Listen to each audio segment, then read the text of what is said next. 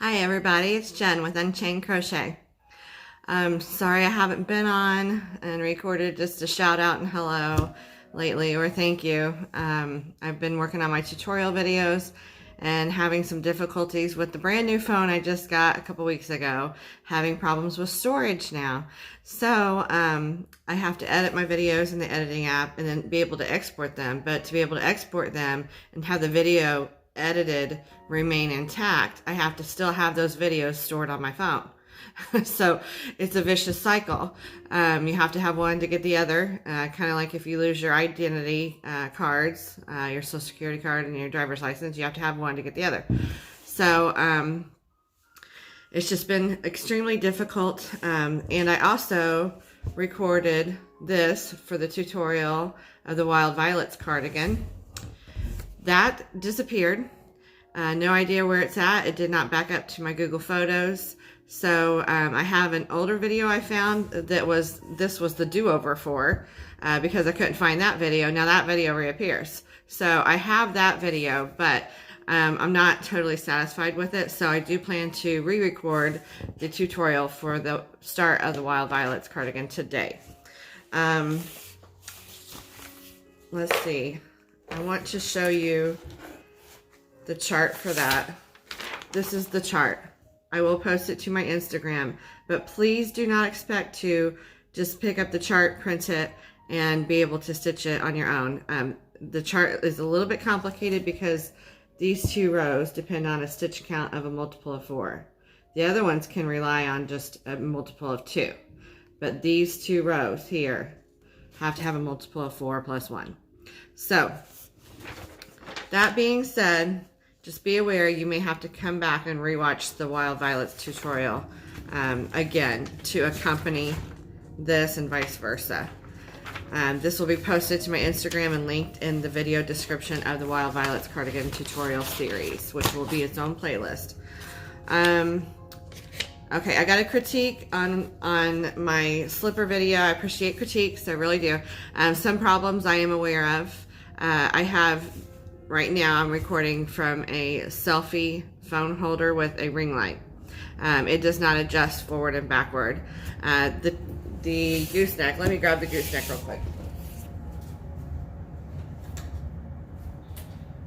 When you watch my tutorials right now, until the new freestanding phone holder comes, I am using this. This is very hard for me to adjust, and I like to get the full picture of the project I'm working on in the video, so that's why it may appear a little bit too far away. I suggest you just turn your phone or whatever device you're using, turn it the other way. I rotate them as I need to get them to appear where my hands are at the bottom of the screen, and so that it looks like you are me looking at my hands. I try to do that with all my videos, make sure they're pointing the right direction. So that takes some editing. And then editing in, comments where I make mistakes when I'm explaining something. I try to edit that in. But this is very cumbersome. It's in my way. I'll sit here and I'll stitch, and you can't adjust. I have to hold this open, snap it in there, and oftentimes it pinches your fingers. You have to move your hands out of the way really fast.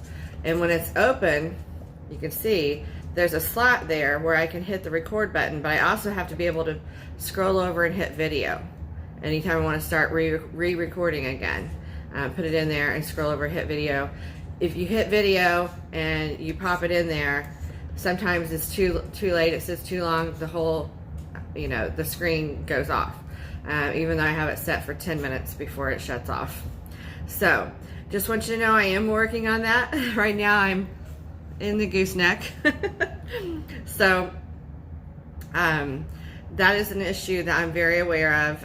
Sometimes it may appear that it's farther away, and that's because I put it up there so that you can see the whole project. Well, then I get into my stitching and I'm stitching something up, and either I can't see it very well and I pull it closer to me and I go off screen, or I am crocheting and I come back to my natural positioning. of crocheting closer to my body, so my hands do tend to drift off of the screen. I apologize for that. That's something that I'm working on improving. I just ordered a new freestanding tripod that is kind of a, looks like a swing arm lamp, and will rotate plus fold down where I need it to be, and it will be on the floor as opposed to on my desk, so it won't get bumped as often, and the positioning should be more stable. Hold on. So I just wanted to let you know that. That is why you may see my tutorials, and it may get on your nerves that I am a drifter. So that's that.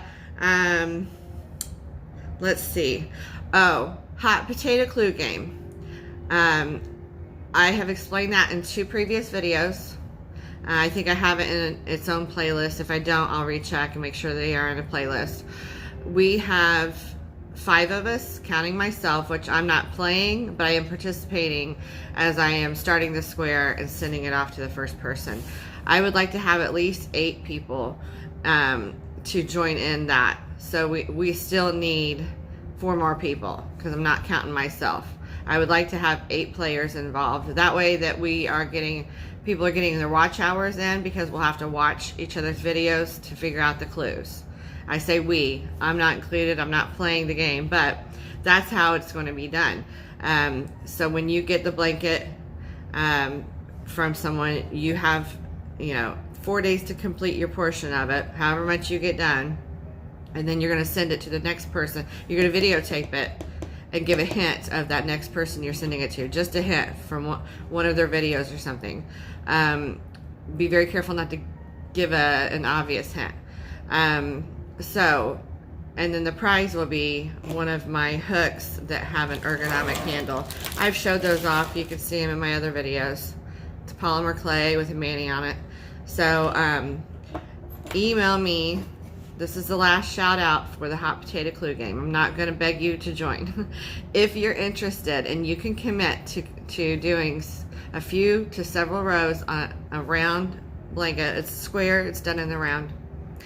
If you can commit and you want to join in the game, by all means, email me your name, your mailing address. I prefer a P.O. box. Keep everybody safe. I'm working on getting mine. I didn't know you have to have like a lease or something. You can't use your social security card as a second ID.